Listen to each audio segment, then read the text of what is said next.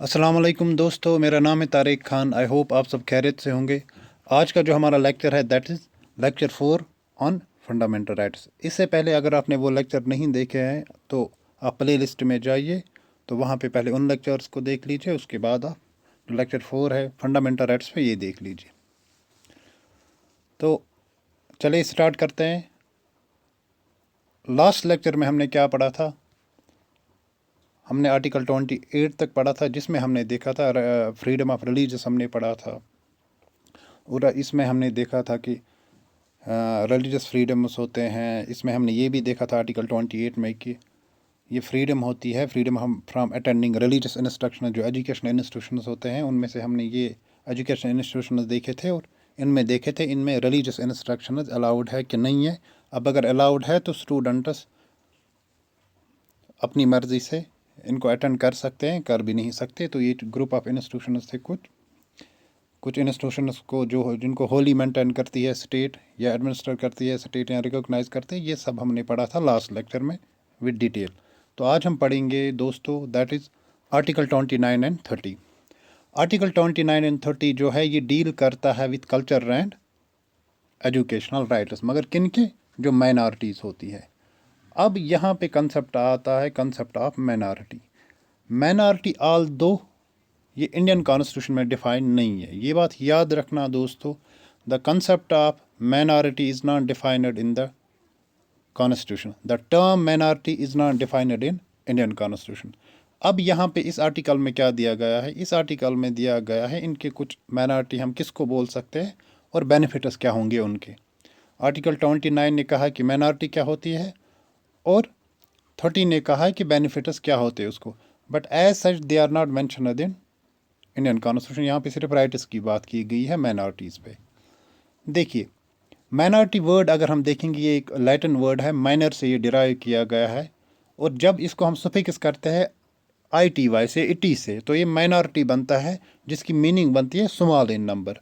तो माइनॉरिटी का मतलब क्या होता है? That section of society which is small in number. अब डेमोक्रेसी का एक रूल है, ठीक, क्योंकि हमारी कंट्री क्या है? एक डेमोक्रेटिक कंट्री है। हमने जब प्रियम्बल पढ़ा था तो हमने उसमें क्या देखा था? नेचर ऑफ इंडियन स्टेट क्या है। हमने उसमें पढ़ा था कि डेमोक्रेटिक, सॉवरेन डेमोक्रेटिक, रिपब्लिक है, सेक्युलर है, सोशलिस्ट है।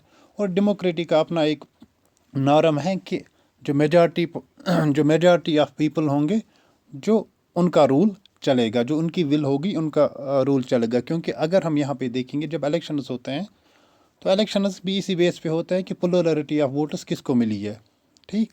लेकिन डेमोक्रेसी ये भी नहीं कहती है कि जो माइनॉरिटीज़ हैं उनको सुप्रेस करना है। डेमोक्रेसी ये कहती है कि although if there is a rule of majority, उस टाइम पे हमें माइनॉरिटी को अपहोल्ड करना है, उनको राइट्स देने हैं, उनको सुप्रेशन से बनाना है, उनको इक्वलाइज करना है। क्लियर? तो उसके लिए हमारे इंडियन कॉन्स्टिट्यूशन में कहीं प्रोविजनस है, जैसे माइनॉरिटीज़ को स्कॉलरशिप भी दी जाती है, इनके लिए अलग प्रोविजनस होते हैं ताकि इक्वलाइजेशन हो जाए इनको मेजॉरिटी की तरफ, ताकि ये सुप्रेस ना हो मेजॉरिटी की वजह से। क्लियर?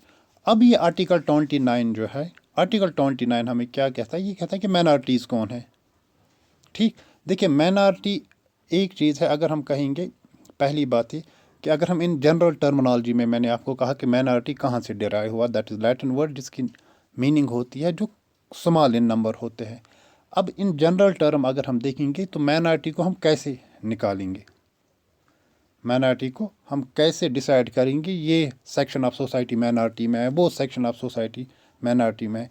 इसके लिए कोर्ट ने कहा था कि जो भी कम्युनिटी जिसकी न्यूमेरिकल पॉपुलेशन लेस देन 50% हो, उसको हम माइनॉरिटी स्टेटस देंगे। तो ये स्टैटिस्टिक्स का खेल है, उसका मैथमेटिक्स का चक्कर है, उसमें हम ज़्यादा नहीं देखेंगे। यहाँ पे आप सिर्फ इतना याद रखो कि कोर्ट की रूलिंग के मुताबिक 50% कम जिनकी न्यूमेरिकल स्ट्रेंथ होगी, they would be considered as minorities. इसमें बाकी फिल्ट्रेशन भी होती है, तो इसमें हमें नहीं जाना है। क्लियर? तो आर्टिकल 29 हमें क्या कहता है? आर्टिकल 29 पहले ये कहता है कि हु आर माइनॉरिटीज़, की माइनॉरिटीज़ क्या है इंडिया में, ठीक। इंडियन कॉन्टेक्स्ट में माइनॉरिटीज़ कौन है? तो आर्टिकल 29 कहता है कि जो भी सेक्शन ऑफ सिटीजन्स होंगे जो रिजाइड करते हैं इंडिया में, जो इंडिया में रहते हैं, मतलब ये फिर इंडियन सिटीजन्स के लिए है अवेलेबल। जो रिजाइड करते हैं इंडिया में, फॉर इंडियन सिटीजन्स के लिए अवेलेबल है, जो इंडिया में रहते हैं। And Indian citizen section of the citizen लिखा है यहाँ पे। इस वर्ड की तरफ ध्यान दे दो। एनी सेक्शन ऑफ सिटीजन्स मतलब it is for the citizens of India, जो रिजाइड करते हैं इंडिया में। एनी पार्ट, किसी भी पार्ट में, किसी भी स्टेट में, किसी भी यूटी में, चाहे लक्षद्वीप में हो वो, चाहे वो किसी और यूटी में हो, चाहे वो JNK में हो, चाहे वो किसी स्टेट में हो, पंजाब में हो, चाहे वो केरला में हो, कर्नाटका में हो, उड़ीसा में हो, गुजरात में हो, किसी भी जगह अगर एक सेक्शन ऑफ सिटीजन्स है, एक section of any section of citizens है किसी भी पार्ट के इंडिया में, जिनकी एक डिस्टिंक्ट लैंग्वेज है, एक अलग लैंग्वेज है और उनका एक अलग कल्चर है, उनके पास ये राइट है कि वो उसको प्रोटेक्ट कर सकते हैं। क्लियर? कलेक्टिव राइट ये बनता है यहाँ पे, क्योंकि यहाँ पे सिर्फ एक बंदे का नहीं बोला है कि एक बंदा है, उसकी कोई अलग लैंग्वेज है, उसका कोई अलग कल्चर है, बल्कि आर्टिकल 29 कलेक्टिव राइट बताता है कि any section of society, section of society means जहाँ पे बहुत लोग हो गए जो इंडियन सिटीजन्स है और रिजाइड करते हैं इंडिया के किसी पार्ट में, उनके पास अगर डिस्टिंक्ट एक अलग लैंग्वेज है, अगर उनके पास उनका एक अपना कल्चर अलग है, तो उनको ये पूरा हक है, उनको ये फंडामेंटल राइट है, वो उसको प्रोटेक्ट कर सकते हैं।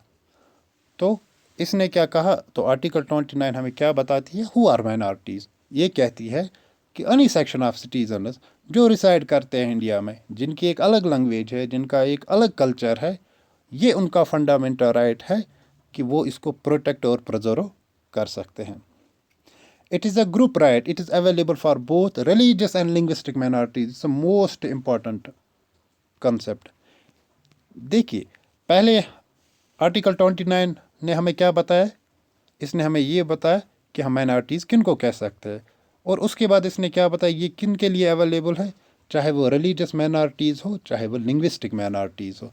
रिलीजियस माइनॉरिटीज़ का मतलब वो होता है कि जो रेस्ट ऑफ द रिलीजियस से इनकी तादाद कम है, और लिंग्विस्टिक माइनॉरिटी क्या होती है, वो लैंग्वेज ग्रुप, वो लोग जो एक फिक्स्ड लैंग्वेज को बोलने वाले हैं और इनकी तादाद रेस्ट ऑफ द लैंग्वेज से कम है।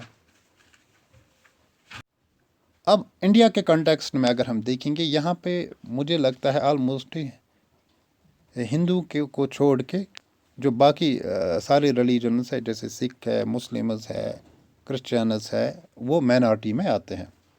ठीक। No citizen can be denied admission into any educational institution is maintained by the state or receiving aid. देखिए, ये जो यहाँ पे कंसेप्ट ये कहता है कि ये जो माइनॉरिटीज़ होंगी, चाहे रिलीजियस है चाहे लिंग्विस्टिक है, कोई भी एजुकेशनल इंस्टीट्यूशन जिसको स्टेट मेंटेन करती है, एडमिनिस्टर करती है, फंड देती है, जिसको स्टेट मेंटेन करती है, जो स्टेट इंस्टीट्यूशन है, जो रिसीव एड करता है स्टेट से, वो इन माइनॉरिटीज़ को डिनाई नहीं कर सकता admission on the basis of उनके रिलीजियस के बेस पे, उनके रेस के बेस पे, या उनकी कास्ट या लैंग्वेज के बेस पे। क्लियर? तो कहीं ना कहीं ये जो तीसरा पॉइंट मैंने यहाँ पे बोला, अगर मैं इसको थोड़ा ज़्यादा एनालाइज करूँ और खींचूँ, इसका मतलब ये थर्ड स्टेटमेंट हमें फिर से वो रिमाइंडर देता है कि that India is a secular country, कि इंडिया वो कंट्री है जहाँ पे रिलीजियस के बेस पे ना ही किसी को एडमिशन दिया जाता है, ना ही किसी को नौकरी दी जाती है, ना ही किसी को कोई पब्लिक ऑफिस दिया जाता है, ना ही किसी को फंड्स दिए जाते हैं। तो इसीलिए जो थर्ड स्टेटमेंट है, इसमें क्या कहा गया है कि जो ये माइनॉरिटीज़ है, इनको डिनाई नहीं कर सकते हैं एडमिशन किन स्टेटस में, जिनको किन इंस्टीट्यूशंस में, किन एजुकेशनल इंस्टीट्यूशंस में, जिनको स्टेट मेंटेन करती है या रिसीव करते हैं एड वो स्टेटस से, और इनको आप डिनाई नहीं कर सकते admission on the grounds of कि इनका रिलीजियस अलग है, इनकी रेस अलग है, इनकी कास्ट अलग है, इनकी लैंग्वेज अलग है। Section of citizens it includes both majorities and as well as minorities, ये SC ने कहा। आपके काम की चीज़, फोर्थ पॉइंट नहीं है।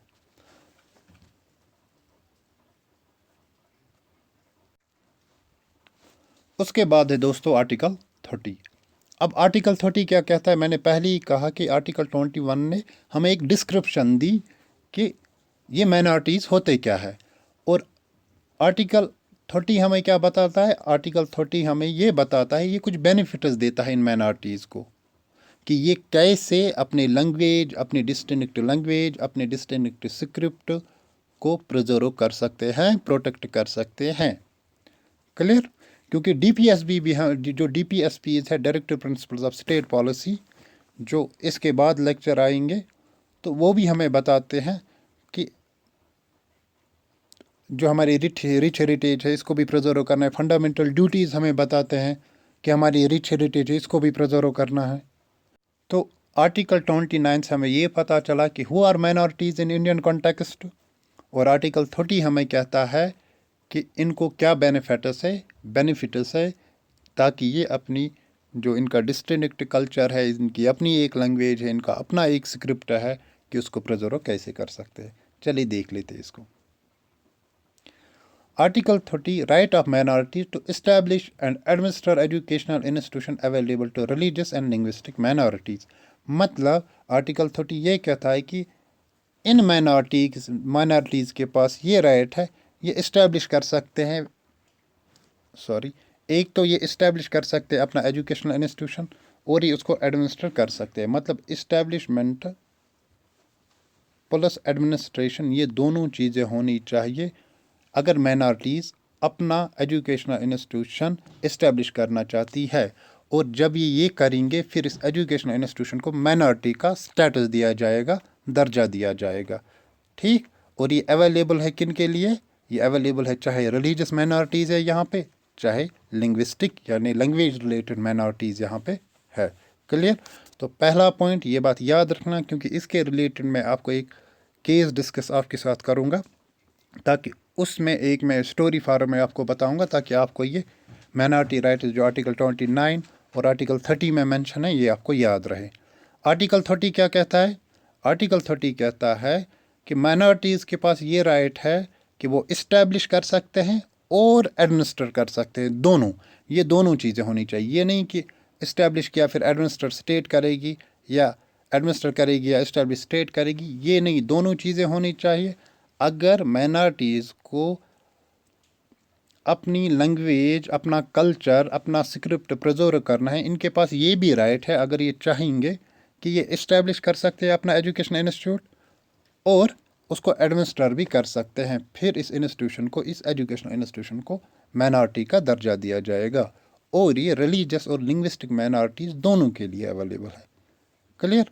These institutions enjoy right to property. Reservation for OBSC 93rd Amendment Act do not apply to these institutions। ये जो इंस्टीट्यूशंस अब बन गए, इस्टेब्लिश की, एडमिनिस्टर की, किसने? माइनॉरिटीज़ ने। अब इनको कौन सा दर्जा है? माइनॉरिटी इंस्टीट्यूशंस का। इनके पास राइट टू प्रॉपर्टी का राइट टू प्रॉपर्टी जो है इन इंस्टीट्यूशंस के पास वो है।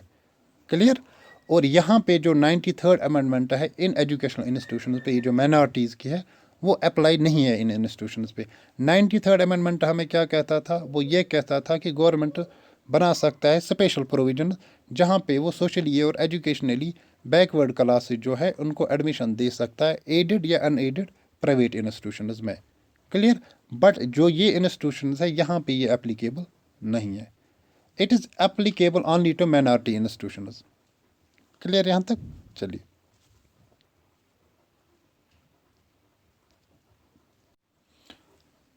उसके बाद है दोस्तों article 32 right to constitutional remedies.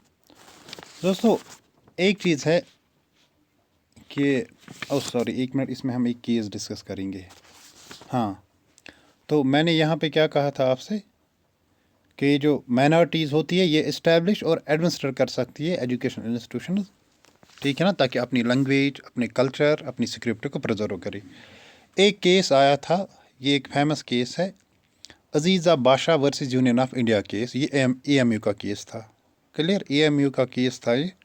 तो इस केस में क्या कहा गया कि ये जो AMU का स्टेटस है, कौन सा स्टेटस, उसको चैलेंज किया गया था। क्लियर? AMU के स्टेटस, माइनॉरिटी स्टेटस को चैलेंज किया गया।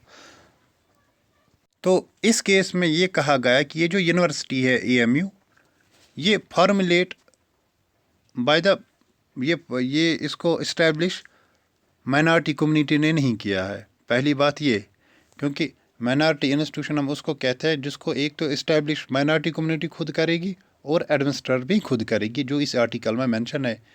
तो ये जो अजीज़ा बादशाह versus union of India AMU का केस हुआ, इसमें AMU के स्टेटस को चैलेंज किया गया और ये कहा गया इस यूनिवर्सिटी को माइनॉरिटी कम्युनिटी ने इस्टेब्लिश नहीं किया है, इसको फॉर्मुलेट किया गया है by the act of parliament. तो ये माइनॉरिटी इंस्टीट्यूशन नहीं है, ये माइनॉरिटी यूनिवर्सिटी नहीं है। और इसमें यह भी कहा गया है कि माइनॉरिटी इंस्टीट्यूशन या यूनिवर्सिटी हम उसको कहेंगे जिसको इस्टेब्लिश भी माइनॉरिटी ने किया होगा और एडमिनिस्टर भी कर रही है। Although AMU is administered by the minority, but ये इस्टेब्लिश माइनॉरिटी कम्युनिटी ने नहीं किया है। ठीक, तो फिर ये इशू बहुत देर तक चला, इसमें जजमेंट्स आए, तो फाइनली जो माइनॉरिटी स्टेटस था किसका, AMU का, उसको स्टक डाउन किया गया। ठीक, doctor Naresh Agarwal versus union of India case में। तो ये इस रिलेटेड केस था, मैंने सोचा मैं आपके साथ डिस्कस करूं। तो उसके बाद हम कौन सा आर्टिकल देखेंगे, दैट इज़ आर्टिकल 32। जब हम आर्टिकल 32 की बात करते हैं, जिसका सब्जेक्ट मैटर है राइट टू कॉन्स्टिट्यूशनल रेमेडीज़। देखिए, जब भी आप कोई नया मोबाइल लाते हो तो उसको आप प्रोटेक्ट करने के लिए नया कवर लगाते हो, फैंसी कवर, लड़कियां तो फैंसी कवर लगाते हैं, लड़के कुछ और लगाते हैं, या आप उसमें टेम्पर्ड लगाते हो।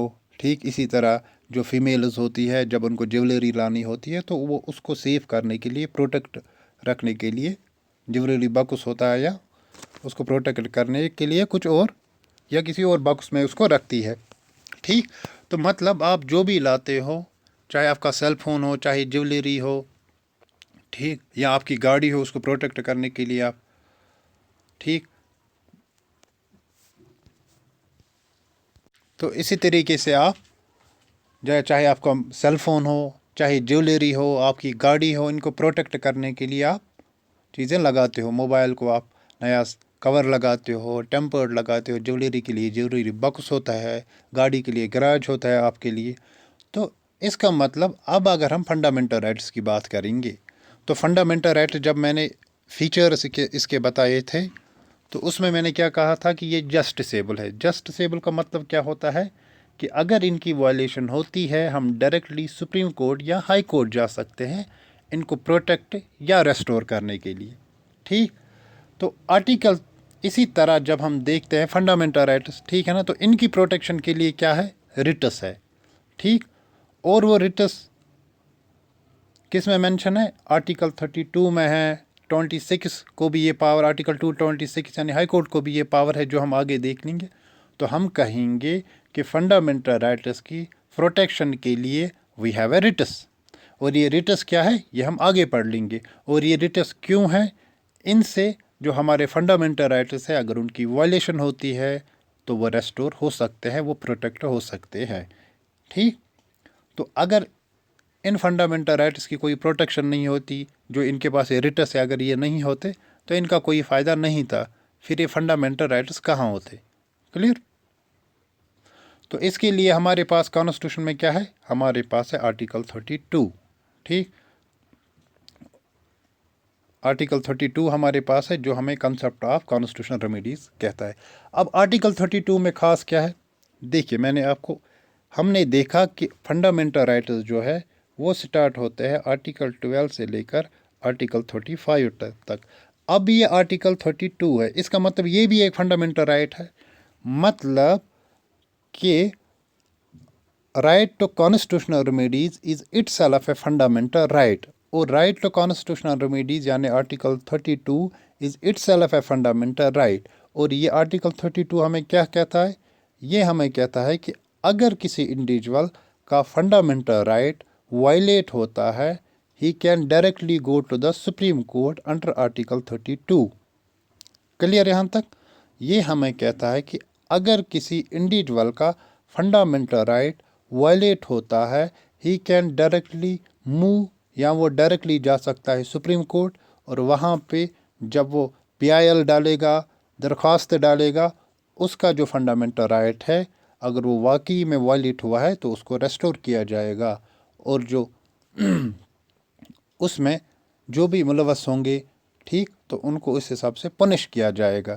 क्लियर, तो आर्टिकल 32 पहला पॉइंट हमें ये बताता है कि एक individual, if any individual fundamental right is violated, he can directly move to the supreme court of India.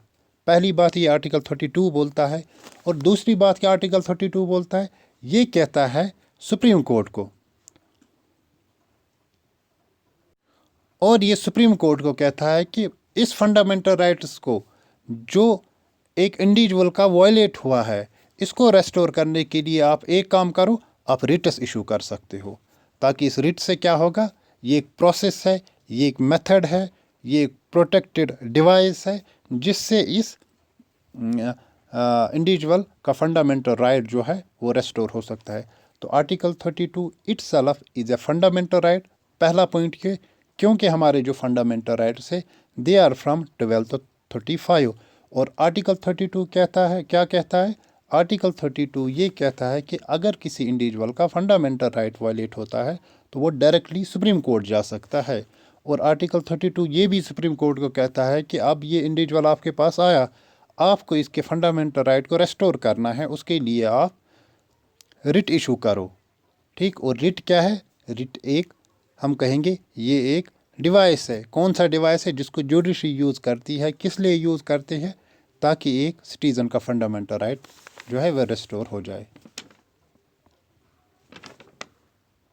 उसके बाद हम देखते हैं, इसलिए हम कहते हैं कि सुप्रीम कोर्ट जो है इसको हम protector and guarantor of fundamental right कहते हैं। तो सुप्रीम कोर्ट को हम इसीलिए कहते हैं, he is supreme court is known as the protector and guarantor of fundamental rights. और बी आर अम्बेडकर ने इसीलिए इस आर्टिकल 32 को कहा it's the soul and heart of Indian constitution, क्योंकि इससे ही जो राइट्स है, ओवरऑल राइट्स है, वो रेस्टोर होते हैं। ये पावर देता है सुप्रीम कोर्ट को, ठीक, कि आप रिट इशू कर सकते हो, और इंडिविजुअल को भी ये पावर देता है कि आप डायरेक्टली जा सकते हो सुप्रीम कोर्ट। अब ये जो रिट इशू करने की पावर है ये सिर्फ सुप्रीम कोर्ट के पास ही नहीं है, ठीक। इसको हाई कोर्ट भी कर सकता है इशू, और इसको सुप्रीम कोर्ट भी कर सकता है इशू। सुप्रीम कोर्ट किस आर्टिकल में कर सकता है? दैट इज आर्टिकल 32, ठीक। सुप्रीम कोर्ट कर सकता है इस रिट को इशू अंडर आर्टिकल 32, और हाई कोर्ट भी इसको इशू कर सकता है अंडर आर्टिकल 226। दोनों कर सकते हैं इसको इशू, ठीक। अब इंडिविजुअल के पास राइट है। देखिए, पर्सन ए है, इसका राइट फंडामेंटल राइट वायलेट हुआ। अब ये कहाँ जाएगा? ये जाएगा, या तो ये डायरेक्टली जा सकता है कहाँ? हाई कोर्ट के पास अंडर आर्टिकल 226। हाई कोर्ट भी इसका फंडामेंटल राइट रेस्टोर कर सकती है अगर इसका वाकई में फंडामेंटल राइट वायलेट हुआ है। और क्यों रेस्टोर करेगी? इसलिए रेस्टोर करेगी क्योंकि फंडामेंटल राइट जस्टिसेबल है। They can be restored enforced by the courts, that is by high court and by supreme court. तो अब अगर इंडिविजुअल ए का फंडामेंटल राइट वायलेट हुआ है, he can directly go to the high court. अगर ये high court गया तो हाई कोर्ट किस आर्टिकल के तहत रिट्स इशू करेगा? Under article 226। और रिट्स क्या है? वो एक जुडिशरी डिवाइस है, जिससे वो एक मैकेनिज़्म है जिससे क्या होता है, इस इंडिविजुअल का फंडामेंटल राइट जो है रेस्टोर होता है। अब इस पर्सन ए के पास ये राइट भी है, ये हाई कोर्ट के पास नहीं भी जा सकते, ये डायरेक्टली जा सकता है सुप्रीम कोर्ट के पास अंडर आर्टिकल 32। लेकिन सुप्रीम कोर्ट में इसको ये बताना पड़ेगा कि आप हाई कोर्ट पहले क्यों नहीं गए। क्लियर? उसके बाद है दोस्तों ये रिट्स क्या क्या है, ठीक। चलिए इनको हम देख लेते हैं। ये यही है, देखो ये जो यहाँ पे टेक्स्ट है ना, ये यही है जो मैंने आपको कहा है। President can suspend the right to move to any court. देखिए, प्रेसिडेंट जब नेशनल इमरजेंसी होती है उस टाइम प्रेसिडेंट ये सस्पेंड कर सकता है कि फंडामेंटल राइट्स की रेस्टोरेशन के लिए अगर आप कहीं जाते हो तो ये ड्यूरिंग इमरजेंसी प्रेसिडेंट सस्पेंड कर सकता है, ठीक। अब ये रिट्स क्या है दोस्तों, देखिए यहाँ पे मैंने जो फॉर्मेट इन रिट्स का बनाया है, क्योंकि ये रिट्स मैंने इस फॉर्मेट में दोस्तों बनाया है कि मैं चाहता हूँ कि आपको एक ही पेज को एक बार अगर आप 2-3 बार रिवाइज करोगे तो ये आपको रिट्स याद रहनी चाहिए। कितने रिट्स है हमारे पास? 1 2 3 4 5। और ये पाँचों की पाँचों रिट्स जो है, टर्मिनोलॉजी जो है, habeas corpus, mandamus, prohibition, certiorari, quo warranto, ये है लैटिन वर्ड्स आई थिंक। हाँ, ये सारे लैटिन वर्ड्स ही है, ठीक है ना। अब इनकी अलग अलग सिनेरियोज़ में ये यूज़ होते हैं जब फंडामेंटल राइट्स को रेस्टोर किया जाता है। ये मैं एक एक करके आपको एक्सप्लेन करूँगा, फिर जब आपके दिमाग में ये चीज़ बैठेगी फिर आप इजीली इनको एक एक लाइन में याद कर सकते हो। क्योंकि आपको समझना ही नहीं है, आपको चीज़ों को रटना भी है। देखिए दोस्तों, हेबस कॉर्पस क्या होता है। हेबस कॉर्पस जो है ये वो रिट है, ये मोस्ट पावरफुल और mostly and widely used writ है, ठीक है ना। हेबस कॉर्पस क्या करती है, ये कहती है कि अगर किसी इंडिविजुअल को इलीगली डिटेन किया गया, अरेस्ट किया गया, पकड़ा गया किसी केस के मामले में, या किसी मतलब जो लॉ इन्फोर्सिंग एजेंसीज है, उन लोगों ने किसी को फॉर इंस्टेंस डिटेन किया। अब ये बंदा जो है जिसको डिटेन किया गया, इसको अगर लगता है कि मैं इनोसेंट हूँ, मुझे अननेसेसरी अरेस्ट किया गया और इससे क्या हुआ कि मेरा फंडामेंटल राइट वायलेट हो गया, तो ये क्या करेगा, या तो ये खुद सुप्रीम कोर्ट जाएगा या हाई कोर्ट जाएगा, क्योंकि दोनों ऑप्शन इसके पास अवेलेबल है। अब जब ये इन दो कोर्ट्स में से एक के पास जाएगा, चाहे सुप्रीम कोर्ट के पास जाएगा या हाई कोर्ट के पास, या तो इसके रिलेटिव जाएंगे, या तो इसके फ्रेंड, या खुद जाएगा, ठीक है ना। तो वहाँ पे उसके बाद जब ये रिट इशू की जाएगी, किन के खिलाफ, जिन लोगों ने इनको अरेस्ट किया है उस इंस्टीट्यूशन के खिलाफ, ठीक। उसके बाद फिर ये एससी या हाई कोर्ट जहाँ पे इसने रिट डाली है, वो अथॉरिटी से पूछेगी कि आप हमें इस जो आपने इसको डिटेन किया है, आपने किस वजह पे इसको डिटेन किया है।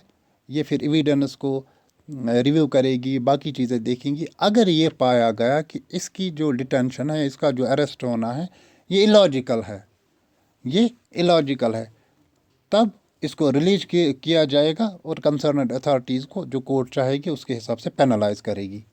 क्लियर। इसलिए show me the body of to find the missing people, यहाँ पे इसका मतलब ये है कि to show me the body of मतलब आप लीगलिटी बनाओ जिसको आपने डिटेन किया है, इसके लीगलिटी आप हमें बताओ। Show me the body of जिसको आपने डिटेन किया है, इसकी लीगलिटी बताओ कि आपने इसको डिटेन क्यों किया है, ठीक। ये इसकी लिटरल मीनिंग है किसकी, हेबस कॉर्पस की। उसके बाद है मंडेमस। मंडेमस का मतलब होता है वी कमांड। वी कमांड का मतलब ये होता है कि अगर कोई पब्लिक सर्वेंट आपको लगता है कि वो अपनी ड्यूटी प्रॉपरली परफॉर्म नहीं करता है, तो आप उसके खिलाफ रिट डाल सकते हो, और फिर कोर्ट जब रिट इशू करेगी तो इस पब्लिक सर्वेंट से कहा जाएगा कि आप क्यों नहीं ड्यूटी परफॉर्म करते हो, ठीक है ना। अब अगर ये कोर्ट को लगा कि सही में ये ड्यूटी परफॉर्म नहीं करता है, तो फिर कोर्ट अपने हिसाब से इसको पेनलाइज करेगी। इसलिए मैं कहता हूँ कि मंडेमस का मतलब होता है we command to get the job done by an authority, ठीक। उसके बाद है सरशोरी। सरशोरी सुप्रीम कोर्ट या हाई कोर्ट, ये लोअर कोर्ट्स को ये इशू करती है कि आप सबमिट करो जो आपके पास रिकॉर्ड्स है रिव्यू के लिए। और जब ये रिकॉर्ड्स लोअर कोर्ट सबमिट करते हैं, चाहे सुप्रीम कोर्ट को, हाई कोर्ट को, अब अगर जजमेंट ये पाया गया जो इनके जजमेंट्स है लोअर कोर्ट्स के, वो इलीगल है, ठीक। किस वजह से कि इन लोगों ने ज्यूरिडिक्शन एक्सेस किया है, जो केस इनके ज्यूरिडिक्शन में नहीं आया है, इन लोगों ने उस पर जजमेंट दिया है, या लेक ऑफ ज्यूरिडिक्शन है इसमें, या कुछ अनकॉन्स्टिट्यूशनल है, तो फिर इस जजमेंट को कॉश किया जाता है।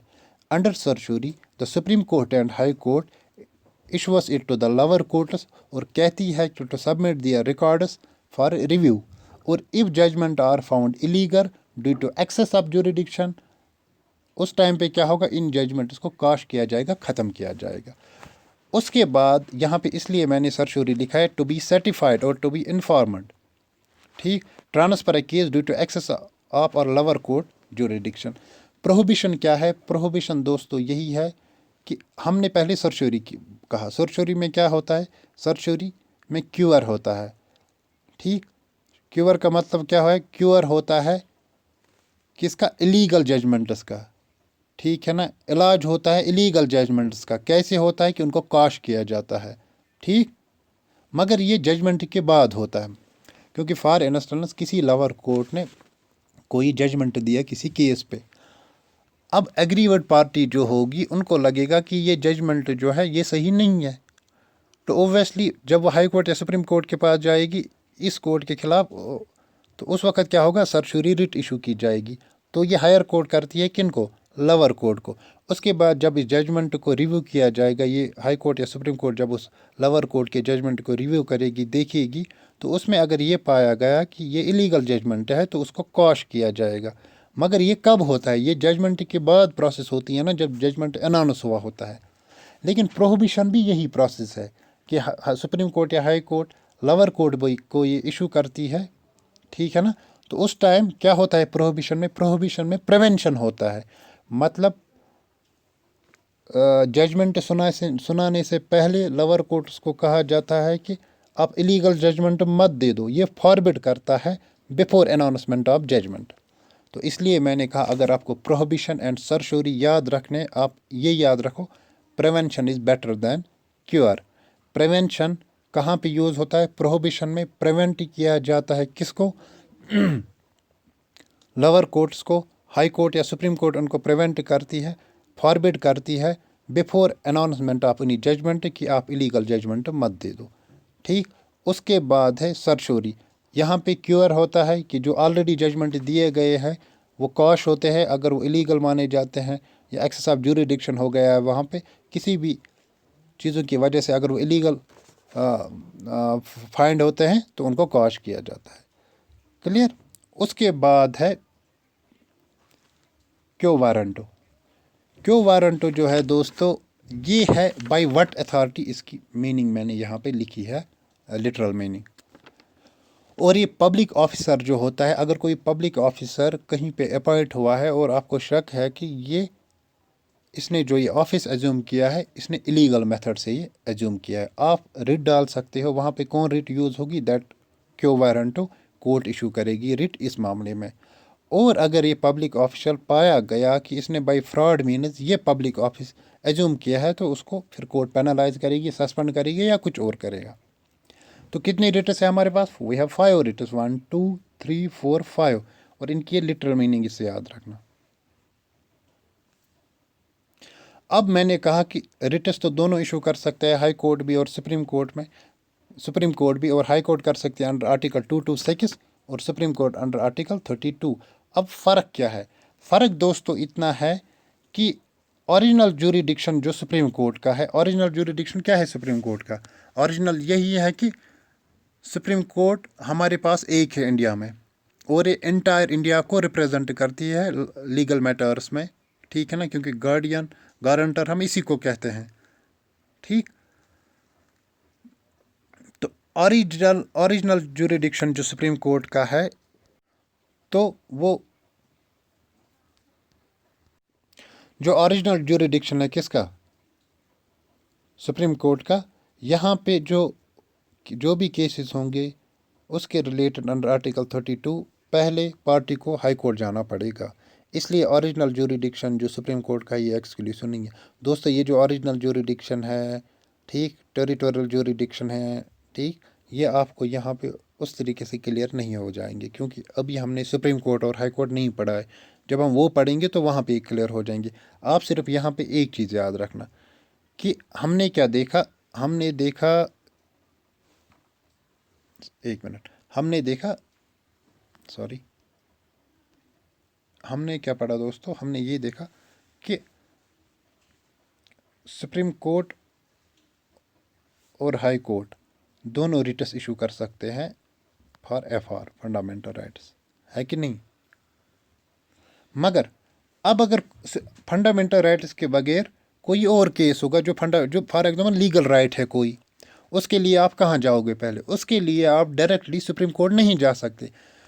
फंडामेंटल राइट्स के केस में आप डायरेक्टली सुप्रीम कोर्ट जा सकते हो और हाई कोर्ट भी जा सकते हो। लेकिन बाकी केस जो होंगे, चाहे लीगल राइट हो कोई या कोई और राइट हो, उनके लिए अगर आपको जाना है कोर्ट में, क्योंकि फंडामेंटल राइट्स के लिए ही कोर्ट में नहीं जाया जाता है, क्योंकि बाकी राइट्स भी होते हैं ना, लीगल राइट्स होते हैं या बाकी राइट्स होते हैं, उनके लिए भी हाई कोर्ट सुप्रीम कोर्ट है। लेकिन फंडामेंटल राइट्स के लिए आप हाई कोर्ट भी जा सकते हो डायरेक्टली और सुप्रीम कोर्ट डायरेक्टली, मगर बाकी राइट्स के लिए आप डायरेक्टली सुप्रीम कोर्ट नहीं जा सकते। क्यों? क्योंकि आपके स्टेट में या आपकी यूटी में ऑलरेडी हाई कोर्ट है, आपको पहले वहाँ जाना पड़ेगा, ठीक है ना। तो हम कहेंगे कि हाई कोर्ट के पास ये एज पॉइंट है कि एक तो ये फंडामेंटल राइट्स पे रिट इशू कर सकती है, दूसरा पॉइंट जो इसका अपना ज्यूरिडिक्शन है वहाँ पे ये जो बाकी राइट्स है, ठीक है ना, उन पे भी रिट इशू कर सकती है, ठीक। तो हम ये, लेकिन सुप्रीम कोर्ट में क्या है? सुप्रीम कोर्ट में सिर्फ फंडामेंटल राइट्स पे ही रिट इशू कर सकती है, बाकी राइट्स पे तब तक नहीं जब तक ना आप हाई कोर्ट में जाओगे। ठीक है ना? तो इसलिए हम कहते हैं जो रिट ज्यूरिडिक्शन है हाई कोर्ट का वो वाइडर है देन सुप्रीम कोर्ट। ये पॉइंट याद रखना, writ jurisdiction of high court is wider than the supreme court. वजह क्या है यहाँ पे? वजह यही है कि हाई कोर्ट रिट्स इशू कर सकता है, एक तो फंडामेंटल राइट्स के लिए भी और बाकी लीगल राइट्स के लिए भी, लेकिन सुप्रीम कोर्ट सिर्फ रिट इशू कर सकता है फंडामेंटल राइट्स के लिए, बाकियों के लिए तब तक नहीं कर सकता जब तक न हाई कोर्ट में वो चीज़ सॉर्ट आउट हुई होगी या हाई कोर्ट से वो चीज़ ट्रांसफ़र की हुई होगी सुप्रीम कोर्ट में। तो यहाँ पे किसको पावर से ज़्यादा? तो रिट ज्यूरिडिक्शन में हमने देखा कि हाई कोर्ट को है ज़्यादा, क्योंकि ये दोनों पे रिट्स निकाल सकती है। हाई कोर्ट लीगल राइट्स पे या बाकी राइट्स पे भी रिट इशू कर सकती है और फंडामेंटल राइट्स पे तो ये करती ही करती है, लेकिन सुप्रीम कोर्ट सिर्फ फंडामेंटल राइट्स पे रिट इशू कर सकती है, क्योंकि ऑलरेडी स्टेट्स में हाई कोर्ट होते हैं, इसलिए बाकी राइट्स के लिए, लीगल राइट्स के लिए कोई भी डायरेक्टली सुप्रीम कोर्ट नहीं जा सकता, ऐसे उसको पहले हाई कोर्ट जाना पड़ेगा। ठीक, तो we can say that the writ jurisdiction of high court is wider than supreme court, और ये क्वेश्चन इसके बहुत अच्छे चांसेस है आने के। ये चीज़ें मैंने यहाँ पे मेंशन की है।